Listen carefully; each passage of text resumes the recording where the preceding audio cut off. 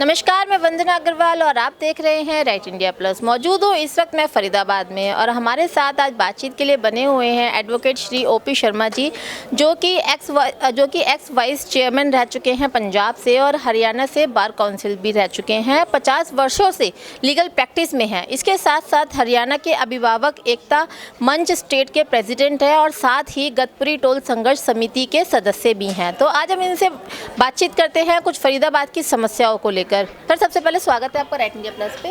Thank you, शुक्रिया वंदना जी, सब आपको भी।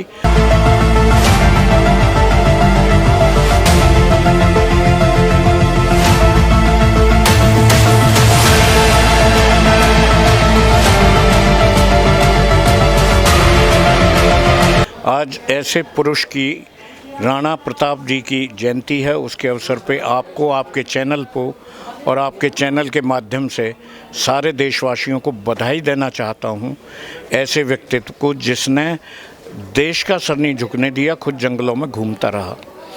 हमारे यहाँ के ज्वलंत मुद्दे हैं। एक टोल यहाँ नया लगा रहे हैं, टोल प्लाज़ा गदपुरी पे, पलवल और फरीदाबाद के बीच में है, जबकि रूल्स के मुताबिक कम से कम 60 किलोमीटर का फासला होना चाहिए एक टोल से दूसरे में। तो बदरपुर से यहाँ का 30 किलो भी नहीं होगा मुश्किल से। और इसके बाद दूसरा एक वहाँ पलवल के बाद लगा हुआ है। तो इस तरह तो लोग बाग टोल देते देते वैसे ही रोज़गार उनके मरे हुए हैं। और यहाँ ज़्यादातर किसान लोग हैं, जिनमें ज़्यादा तादाद छोटे किसानों की है और उससे ज़्यादा तादाद लैंडलेस लेबर की भी है। और एक एक किलोमीटर के फासले पे यदि उन्हें इस तरह टोल देना पड़े तो बड़ी दिक्कत होगी।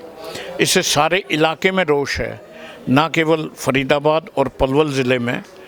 यहाँ इसलिए इसको रोकने के लिए एक संघर्ष समिति का निर्माण हुआ, जिसकी पहली मीटिंग शुरू में जो हुई थी उसको प्रिजाइड ओवर भी मैंने किया था। उसके बाद वहाँ एक संघर्ष समिति बनाई है जिसमें मुझे संरक्षक बनाया हुआ है। और इसके अलावा हमने केस भी डाला हुआ है कोर्ट में। आप सरकार की जातियाँ देखिए कि किसी भी ज़मीन को एक्वायर करे बिना वहाँ पे कुछ ना सड़क बना सकते हैं ना टोल बना सकते हैं। लेकिन टोल प्लाज़ा का जो ऑफिस वगैरह है उसका निर्माण पंचायत की ज़मीन में कर रहे हैं, ना उसे एक्वायर किया है ना मुआवजा दिया है पंचायत को। तो पंचायत ग्राम वासियों ने मिलके इस पे सिविल कोर्ट में भी अभी केस डाला है, जिसमें ये पार्टियां, नेशनल हाईवे अथॉरिटी ये भी पेश हो चुकी है और टोल रोड्स जो कंपनी है उसको भी नोटिस हो गया है, वो आ गए हैं।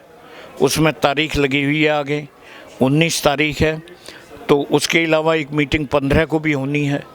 तो इस तरह जाती सरकार करती है, टोल तो लगा रही है लेकिन बिना ज़मीन एक्वायर करे, और वो भी प्राइवेट प्लेयर्स को उसे दे रखा है कि भाई आप टोल उगाएंगे। तो ये बड़ा ज्वलंत मुद्दा है। और दूसरे हमारे यहाँ एक देखेंगे आप कि बहुत ही स्मार्ट सिटी का आपने देखा होगा, शोर शराबा सारी दुनिया में मचाया हुआ है। स्मार्ट सिटी कैसी होती हैं? यदि ऐसी होती हैं तो हमें तो चाहिए नहीं स्मार्ट सिटी। आप आए होंगे, रोड्स का हाल देखा होगा। कॉरपोरेशन में करप्शन के मसले रोज़ाना आ रहे हैं। पुलिस केस रजिस्टर कर रही है रोज़ाना, बेल एप्लीकेशंस। और अब पहले होता था कि कोई 2-4 हज़ार रुपये रिश्वत वाले को पकड़ के खाना पूरी कर दी, बता दिया असेंबली में कि जी हमने इतने केस रजिस्टर किए हैं। लेकिन इस बार कुछ उनसे ऊपर के लेवल के अफसर्स को, 1-2 IAS और सुपरिटेंडिंग इंजीनियर या एक्शियन ओहदे के लोगों को भी अरेस्ट, केस रजिस्टर किया है। अभी वो एंटिसिपेटरी बेल वगैरह लगा रहे हैं, जो यहाँ से रिजेक्ट हो गई है, हाई कोर्ट भागेंगे। खैर, इन लोगों का कुछ बिगड़ता तो है नहीं। अल्टीमेटली केस ख़त्म हो जाएगा या परमिशन नहीं मिलेगी तो कोर्ट नहीं ले पाएंगी, ऐसे ही लटकते रहेंगे। बाकी जो स्मार्ट सिटी में जो चीज़ें होनी चाहिए, आप गंदगी का हाल देखेंगे तो रोड्स पे आपको दिखाई दे जाएगी, आधी आधी रोड्स जो हैं भरी पड़ी हैं। मच्छरों का बुरा हाल है।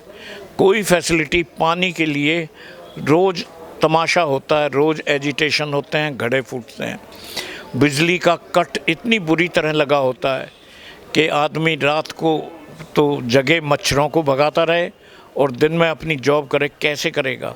कैसी स्मार्ट सिटी बन रहा है, हमारी समझ से तो बाहर है एटलीस्ट। जी सर, आज देखा जा रहा है पूरा देश एक समस्या से जूझ रहा है। देश के अंदर, खास तौर पे दिल्ली के अंदर, बुलडोजर नाम का दानव छोड़ दिया है जो सबके बसे बसाए घरों को तोड़ रहा है, बांग्लादेशी और रोहिंग्या मुसलमानों के नाम पर, अतिक्रमण के नाम पे। तो क्या लगता है आपको, सियासती खेल खेला जा रहा है या वाकई में ऐसा कुछ है? वरना जी सियासती खेल कह सकते हैं आप इसे, वरना ये तो अहम है लोगों का। बुलडोज़र चलाना कोई ये कानून के मुताबिक चला सकते हैं, कानून कोई नहीं है।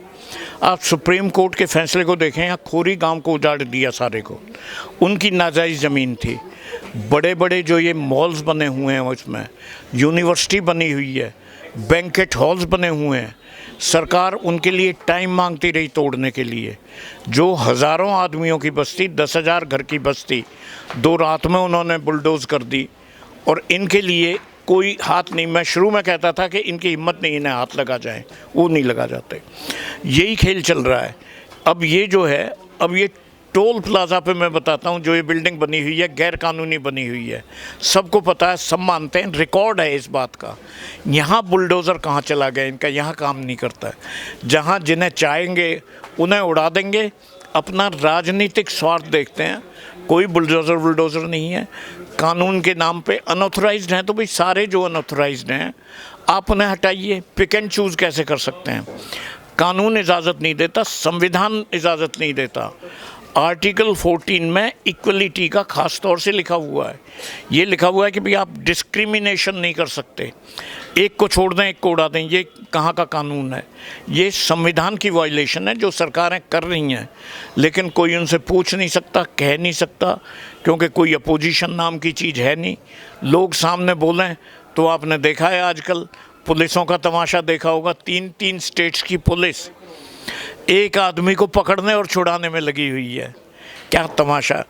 इतिहास में शायद पहली बार ऐसा 2 स्टेट्स का हुआ। 3 एक एबडक्शन की रिपोर्ट दर्ज हो गई, तो पुलिस को पकड़ोगे क्या आप, जबकि वो वहीं बैठ के आ रहे हैं?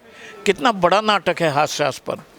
और दूसरी पुलिस इन्वॉल्व हो गई कि जी दिल्ली पुलिस से हमारे पास इंटीमेशन आई है कि किसी को किडनैप करके ले जा रहे हैं। जो पुलिस ले जा रही है आफ्टर वारंट, उसको जिनके खिलाफ केस रजिस्टर है, इंटीमेशन दे के ले जा रही है, वो पुलिस नहीं दिखाई देती? वो पुलिस नहीं है क्या? तो इस तरह के बहुत ही, कहीं बंगाल में आप देखें, महाराष्ट्र में देखें, कई जगह, दिल्ली में तो लॉ एंड ऑर्डर का सबको ही पता है कैसे तार हिलते हैं। तो ये सारा मामला पॉलिटिसाइज हुआ पड़ा है, और उसका रीज़न एक ही है। एक तो नंबर 1 तो कोई अपोजिशन नहीं है, नंबर 2 हमारी कोर्ट्स इतनी पावरलेस हो गई हैं कि अपने फैसले को लागू नहीं करा सकती। कोई भी सरकार कदम कदम पे कंटेम्प्ट ऑफ कोर्ट करती है, नोटिस भी कोर्ट्स इश्यू करती हैं, लेकिन कुछ नहीं कर सकती। उसके लिए भी मेरा ख्याल है सब बातों की, इन सब कुरीतियों की जड़ भ्रष्टाचार है, जो ऊपर से नीचे तक फैला हुआ है, जिससे सुप्रीम कोर्ट भी अछूता नहीं है। एक और नया ट्रेंड शुरू हो गया है। पहले जो मवालिया, गुंडे, लैंड ग्रैबर्स थे, वो अपना पुलिस से मिलके काम कर लिया करते थे। अब जो पुलिस नहीं कर पाती है, उसे कोर्ट से करा लेते हैं। वो कोर्ट्स ओपनली उनकी मदद करती हैं जो कानून को तोड़ रहे हैं, कानून को हाथ में ले रहे हैं। और जो मजलूम है, जिसके खिलाफ कुछ किया जा रहा है, वो बेचारा असहाय बेकार खड़ा है। वो सोचता है कि मैंने गलती तो नहीं की कोर्ट में आने की। ये हाल चल रहा है सारा। इसके लिए तो देश में, सारे देश में कोई ऐसे आवश्यकता होगी, जैसे 1977 में मूवमेंट लीड किया था, कोई ऐसा मूवमेंट आए करप्शन के खिलाफ, इसे ख़त्म करे, तभी बात बनेगी, वरना तो बड़ी भयावह स्थिति है। तो बुलडोजर बाबा का जो बुलडोजर चल रहा है, जिसे बुलडोजर दानव हम लोग बोल रहे हैं, वो पूरे देश में उसका आतंक है। पहले खोड़ी गांव की बात करें, पहले खोड़ी गांव उजाड़ दिया गया, उसके बाद में कालका जी पे चला, हवाला ये दिया गया जी कोर्ट के ऑर्डर हैं, चलिए हमने वो भी मान लिया। लेकिन अब मुसलमान और रोहिंग्या के नाम पर, अतिक्रमण के नाम पर बुलडोजर चल रहा है, लोगों के घर उजाड़ रहा है। अब बात ये आती है कि गतपुरी टोल प्लाजा पर जो ग्राम पंचायत की ज़मीन है, उसके ऊपर जो टोल खड़ा हुआ है, उसके ऊपर कोई एक्शन क्यों नहीं लिया जाता? वहाँ पर अगर वहाँ की बात करें, कि वहाँ पर एक्शन की बात करें, तो फिर उस टाइम पर इनका बुलडोज़र कहाँ चला जाता है? एक बहुत बड़ा सवाल यहाँ खड़ा होता है, जो हरियाणा सरकार को कटघरे में खड़ा करता है। इस वीडियो को लाइक करें, हमारे चैनल को सब्सक्राइब कर बेल आइकन जरूर प्रेस करें हमारी न्यू वीडियोस